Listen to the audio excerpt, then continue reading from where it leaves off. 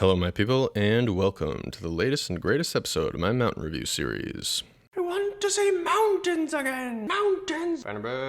Today we're hiking Mount Cabot via the Bunnel Notch Trail and the Kilkenny Ridge Trail. A nice sub-10 mile day hike in New Hampshire's White Mountains. But before we get into that, just a little tidbit for those of you who don't know. On this channel, I'm all about sharing my thoughts and experiences on the best spots to check out and the best gear to bring with. So if, like me, you want to spend more time outside appreciating the finer things in life, do yourself a favor and consider subscribing. Also, feel free to check out the description below for links to any of the gear or information resources I mention. Alrighty then, without further ado, let us begin.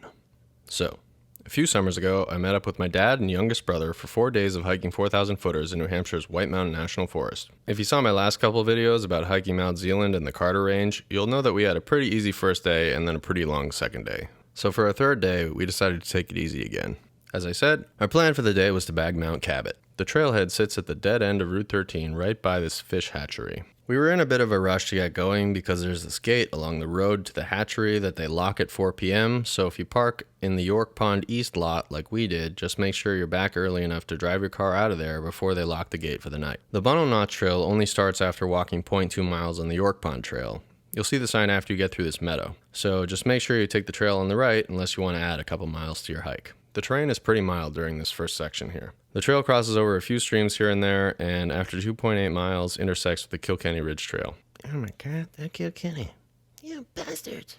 The first half mile or so is pretty flat and easy going, so we stopped for a quick lunch and had some obligatory Cabot Vermont cheddar before making our push for the peak. This last section was the steepest part of the trail by far. Based on this map, I'd say it's about 1,200 feet of elevation gain in about 1.4 miles of walking. At least there's a nice lookout point on the way up. You'll see the Mount Cabot cabin just before you hit the peak. There's a bit of a view from the top, but it's not quite as good as the view from the lookout point I mentioned earlier.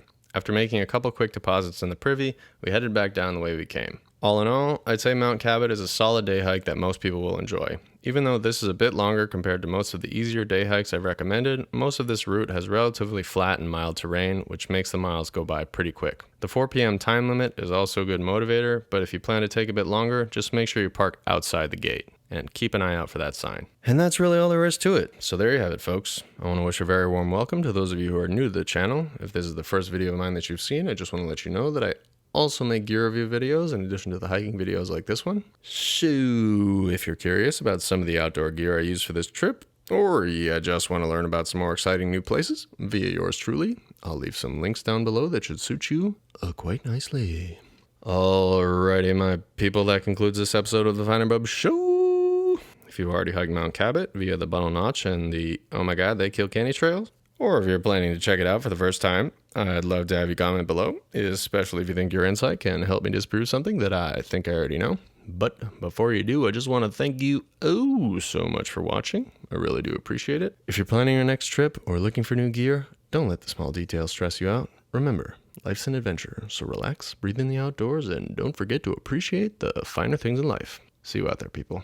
Peace. Alright, so we made it back to the car much earlier than we expected. The rain got delayed, so we lucked out. Now we're heading back to the lodge to make it in time for dinner for the first time this week. And tomorrow, weather permitting, we will do isolation.